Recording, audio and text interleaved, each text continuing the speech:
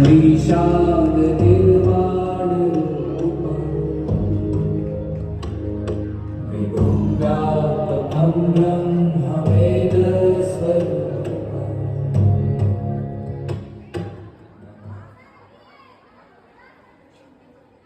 इस अवसर देने के लिए सबसे पहले मैं आप दोनों का धन्यवाद देता हूं दिल से, और पूरे मैनेजमेंट को मैं धन्यवाद देना चाहता हूं कि मुझे उस कदर समझा, जो 2 शब्द बोलने का मौका मिला।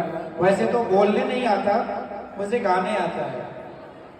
बोलने नहीं आता, मुझे गाने आता है। तो मैं आपको चंद लाइनें सुनाऊंगा जो गजल के अशायर हैं, और अगर अच्छा लगे तो खामोशी के साथ सुनेंगे और दास देंगे।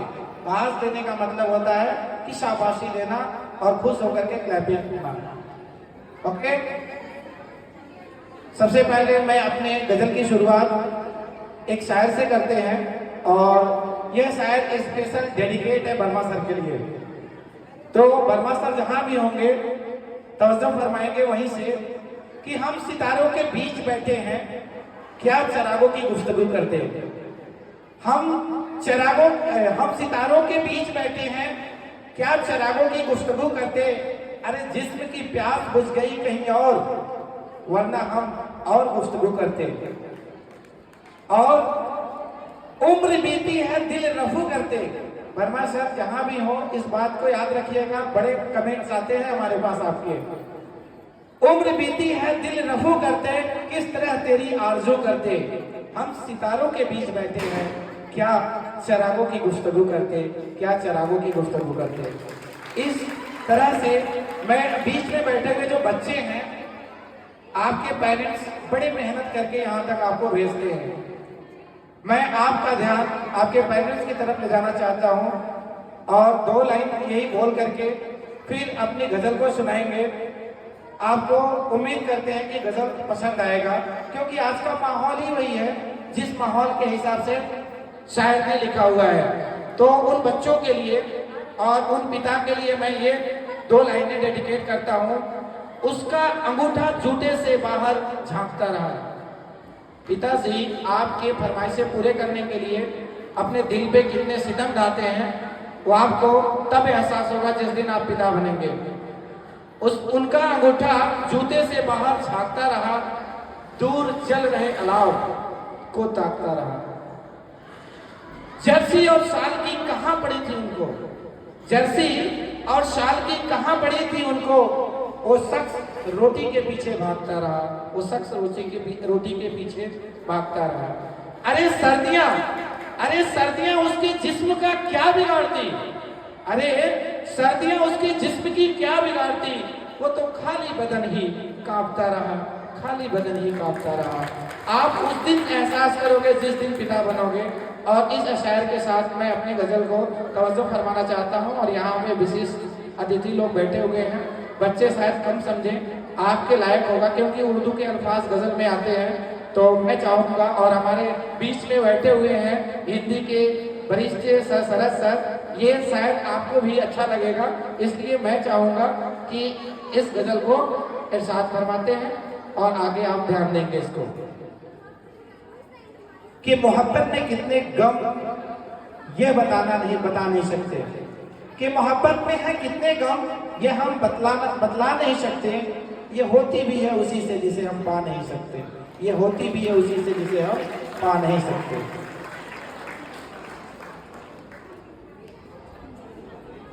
जो मेरे पास आना नहीं चाहता, जो मेरे पास आना नहीं चाहता, मैं भी उसको बुलाना नहीं चाहता। जो मेरे पास आना नहीं चाहता, मैं भी उसको बुलाना नहीं चाहता। जो मेरे पास आना नहीं चाहता, और खुद ही आए हंसी तो वही ठीक है। खुद ही आए हंसी तो वही ठीक है। गुदगुदा कर हंसाना नहीं चाहता, जो मेरे पास आना नहीं चाहता, मैं भी उसको बुलाना नहीं चाहता, जो मेरे पास। अगला बंद है, तवज्जो फरमाएं। और अगली लाइन की कड़ी है क्या? मन की बातों को होठों पिला दीजिए, चाहता हूं मैं सुनना सुना दीजिए। मन की बातों को होठों पिला दीजिए, चाहता हूं मैं सुनना सुना दीजिए। प्यार करते हैं घर तो जता दीजिए,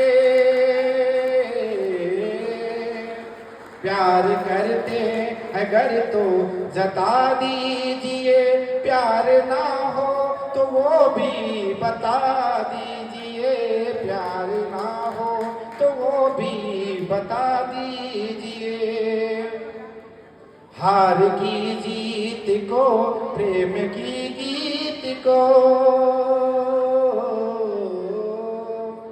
हार की जीत को प्रेम के गीत को, मैं अकेला ही गाना नहीं चाहता, जो मेरे पास आना नहीं चाहता, मैं भी उसको बुलाना नहीं चाहता।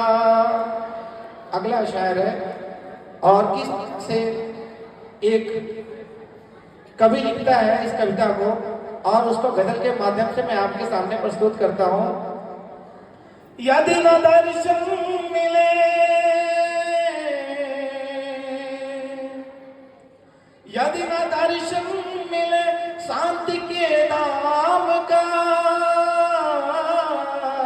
सिद्धि किस काम की ज्ञान किस काम का, सिद्धि किस काम की ज्ञान किस काम का।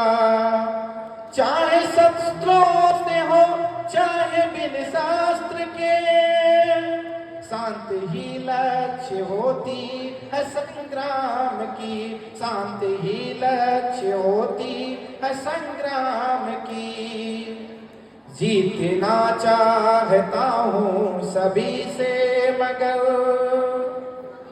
जीतना चाहता हूँ सभी से मगर, मैं किसी को हराना नहीं चाहता, जो मेरे पास आना नहीं चाहता, मैं किसी को लाना नहीं चाहता। आखिरी लाइन में आपको पेश करता हूं, अगर आपके भावनाओं को आपके फीलिंग को टच करे तो आखिरी में जाते जाते एक जोरदार क्लैपिंग कर दीजिएगा।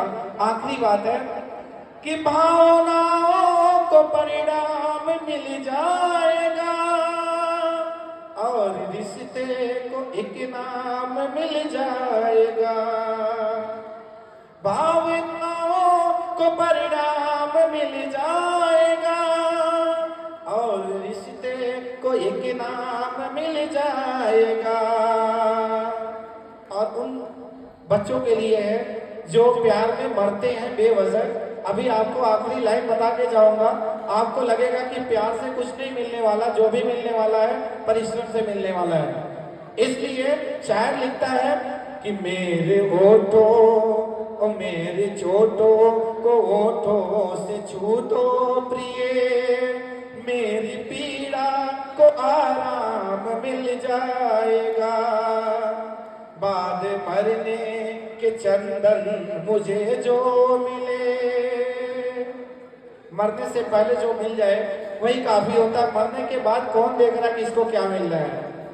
बाद मरने के चंदन जो मुझको मिले, स्वर्ग ऐसा मैं पाना नहीं चाहता, जो मेरे पास आना नहीं चाहता, मैं भी उसको बुलाना नहीं चाहता, जो मेरे पास आना नहीं चाहता, मैं भी उसको बुलाना नहीं चाहता।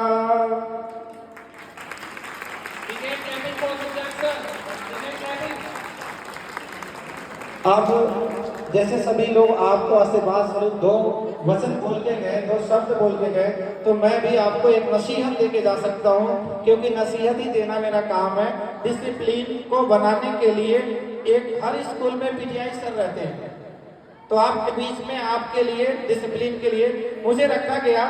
और मैं आपको जाते जाते एक बात बोल के जाऊंगा कि रास्ते में जब कोई मिलता है तो आपकी फीलिंग कैसी होनी चाहिए। उस तरीके से शायर के अंदाज में मैं ये कहना चाहता हूं कि मिलना जुलना किसी बहाने से। सर इसको तवज्जो करिएगा कि बच्चों के लिए कितना ज्यादा डेडिकेटेड है ये। मिलना जुलना किसी बहाने से और बात बन जाती है बनाने से। यहाँ की दोस्ती लास्ट तक चले, इसलिए मिलना जुलना किसी बहाने से, बात बन जाती है बनाने से। थक गए हो तुम भी मुझसे आखिर में, थक गए हो तुम भी मुझसे आखिर में। थक के आया था मैं जमाने से, थक के आया था मैं जमाने से।